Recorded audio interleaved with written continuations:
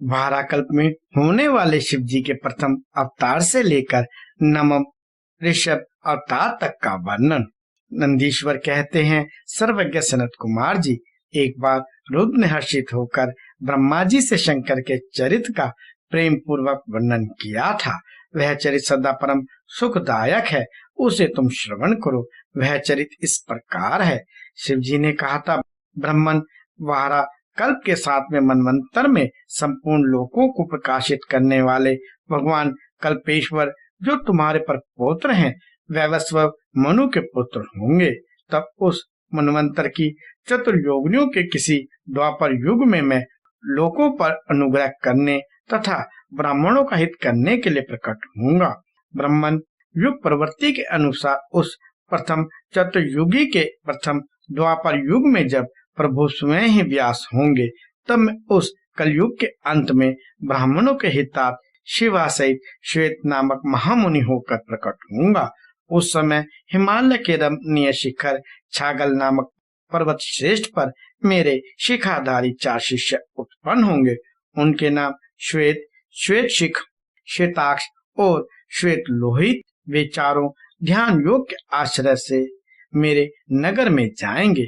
वहां वे मुझ अविनाशी को तत्ता जानकर मेरे भक्त हो जाएंगे तथा जन्म, जरा और मृत्यु से रहित होकर पर ब्रह्म की समाधि में लीन रहेंगे। वत्स पितामह, उस समय मनुष्य ध्यान के अतिरिक्त दान, धर्म आदि कर्म हेतु साधनों द्वारा मेरा दर्शन नहीं पा सकेंगे।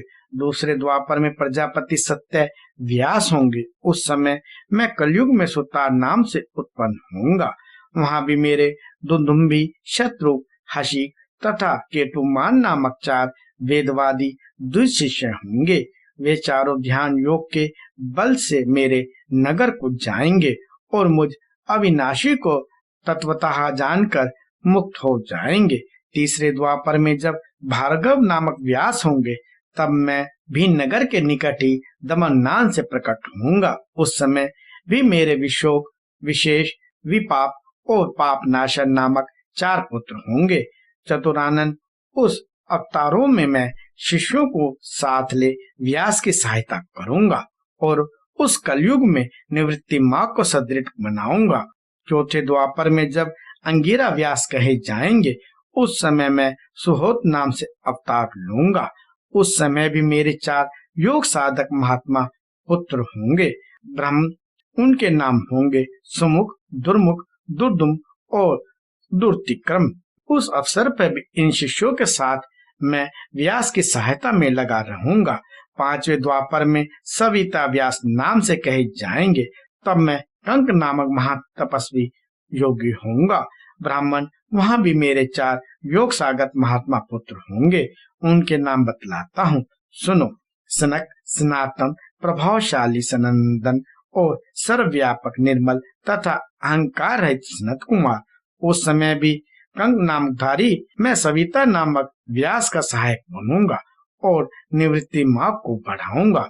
पुनः 6ठे द्वापर के प्रवृत्त होने पर जब मृत्यु लोक कारक व्यास होंगे और वेदों का विभाजन करेंगे, उस समय भी मैं व्यास की सहायता करने के लिए लोकाशी नाम से प्रकट होऊंगा और निवृत्ति पथ की उन्नति करूंगा। वहां भी मेरे 4 दृढ़व्रती शिष्य होंगे। उनके नाम होंगे सुदामा, विरजा, संजय तथा विजय।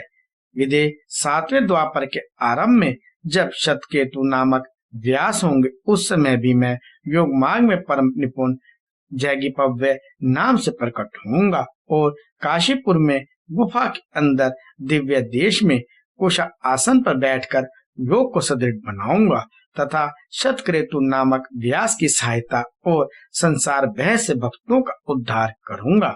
उस युग में भी मेरे शाश्वत, योगीश, मेघवाह और सुहान नामक 4 पुत्र होंगे। 8वें द्वापर के आने पर मुनिवर वशिष्ठ वेदों का विभाजन करने वाले वेद व्यास होंगे।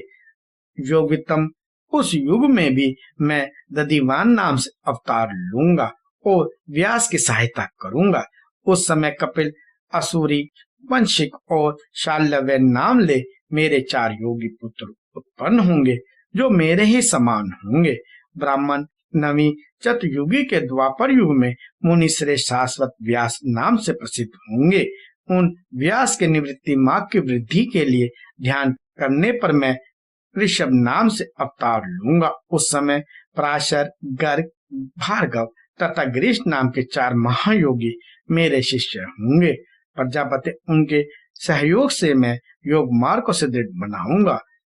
सन्मुने, इस प्रकार मैं व्यास का सहायक बनूंगा।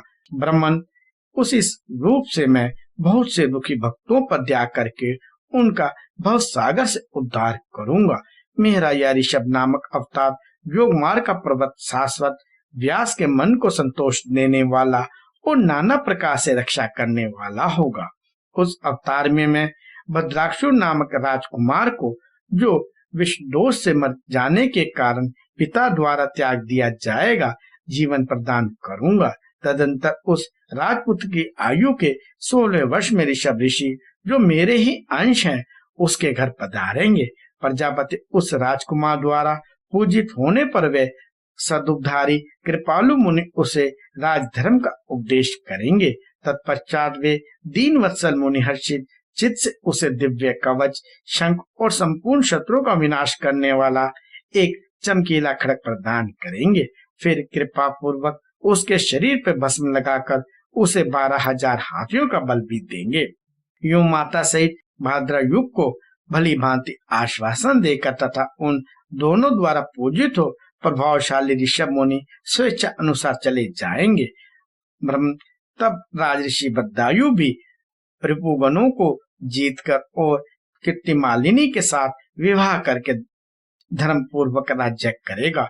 उन्हें मुझ शंकर का यह ऋषभ नामक नवा अवतार ऐसा प्रभाव वाला होगा कि वह सत्पुरुषों की गति और दोनों और दीनों के लिए बंधु साहितकारी होगा। मैंने उसका वर्णन तुम्हें सुना दिया।